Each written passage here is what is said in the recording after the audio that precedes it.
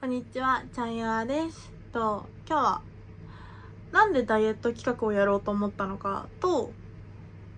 最近流行りの医療ダイエットのこととか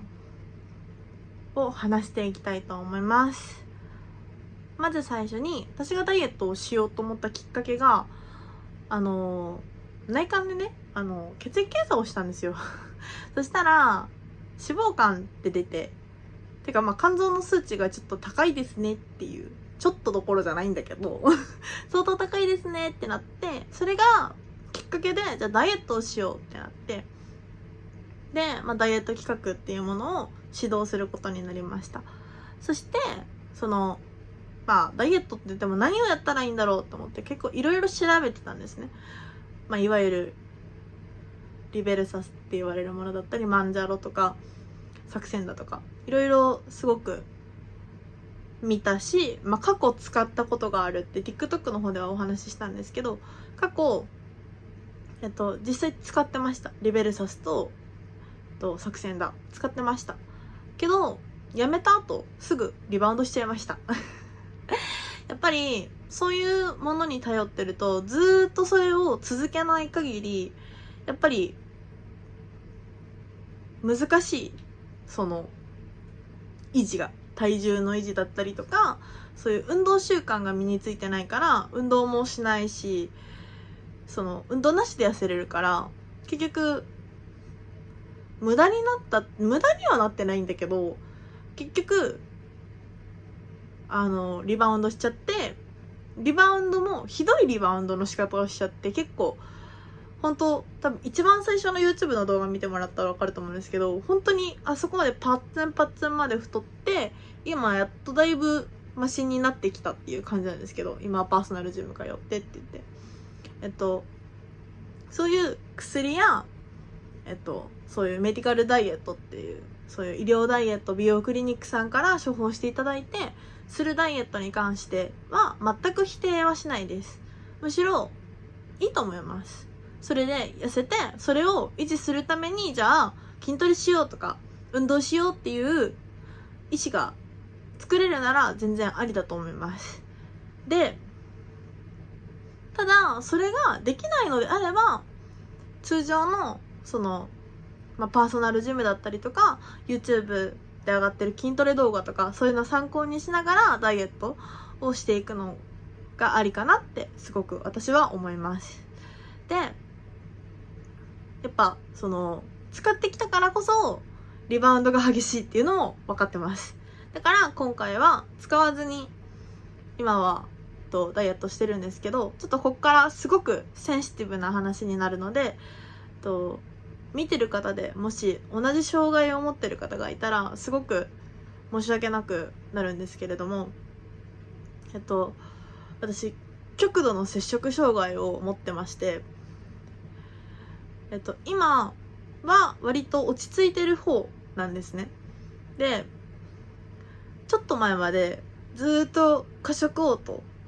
を繰り返したりとかをしてたんですね。本当2ヶ月3ヶ月ぐらい前までずっと過食嘔吐を繰り返してて、で吐ききれないからどんどん太っていくし、でも痩せなきゃいけない、事務所にいたから痩せなきゃいけないっていうすごい固定概念で、やらなきゃ痩せなきゃって思っちゃって、すごく食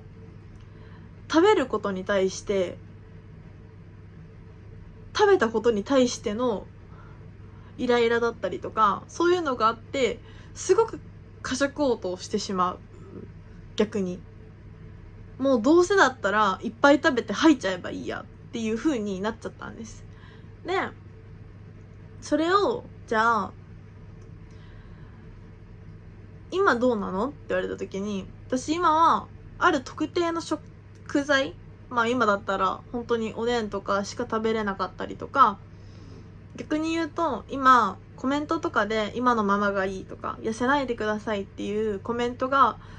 増えると、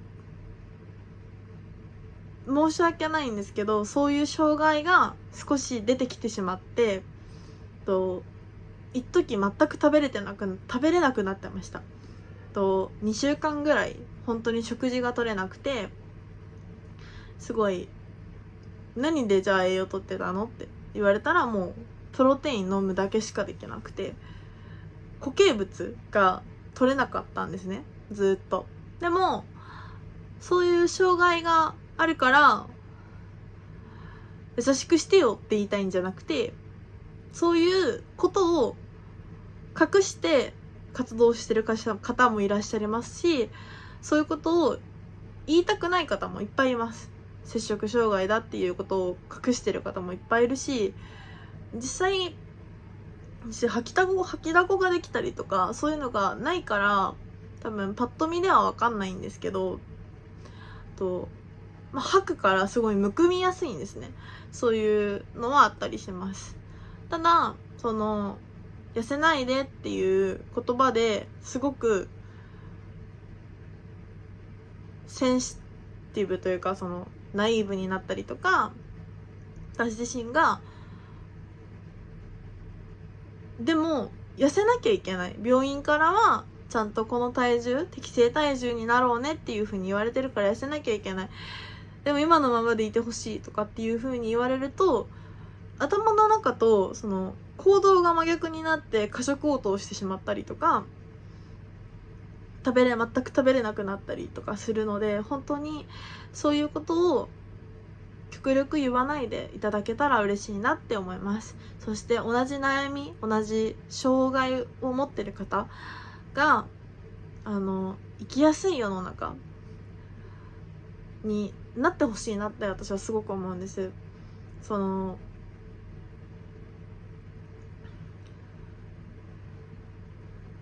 摂食障害って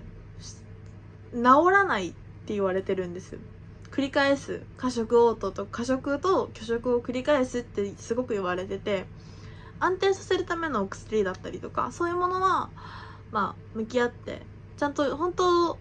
言われたのは、病院とかで言われてるのは1日3食食べることが一番の治療だよって言われてて、ただそれができない子もいっぱいいるし、そういう体型について安易に簡単に今のままがいいよとかもっと太ってよとかそういう風に言うと、やっぱりそういう内に秘めたものってわからないから、心の中にあるものって絶対わからないから、そこは気をつけてほしいなってすごく思います。で、私がじゃあ今どうやってご飯食べてるのってなると思うんですけど、私基本的に食べれる時に食べてます。食べれない時はもう食べれない自分を受け入れて、じゃあ今はサプリとかプロテインでどうにかビタミンだったり栄養、タンパク質だったりとか体に必要なものは取ろうっていう風になってます。ちょっと見づらいんだけど、すごく唇カサカサしてたりとかって、これもちょっと拒食症だったりとか、そういう過食嘔吐だったりとかで脱水症状が起きててなってたりする部分もあります。そういうのもあるので、本当に周りの人とか SNS で気軽に簡単に言える世界になったからこそ、あまり人の容姿、人の体型だったり人の見た目に対して自分の好みを押し付ける言い方はあまりしない方がいいかと思います。私にとってやっぱその言葉ってすごく傷つくとかじゃなくて、すっごく刺さるんですねやっぱり。だから辛い気持ちになっちゃって、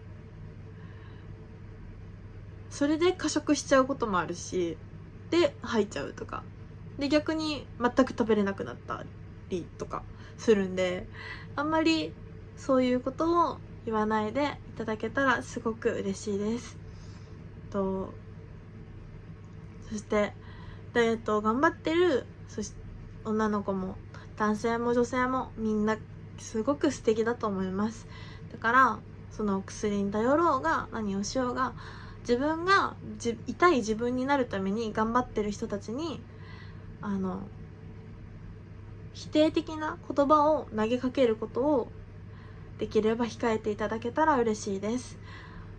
みんなが頑張ってみんな努力してることを否定することだけはしちゃいけないことだと思うので、把握していただけると嬉しいです。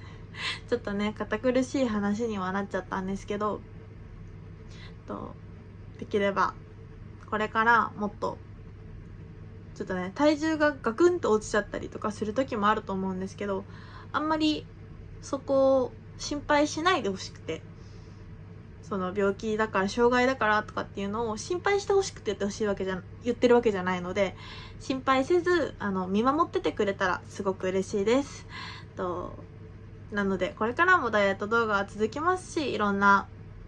他の動画も上がっていくので、これからもチャンネルをよろしくお願いします。そしてこの動画が良かったら高評価とグッドボタン、そしてチャンネル登録のほどよろしくお願いします。チャンヤでした。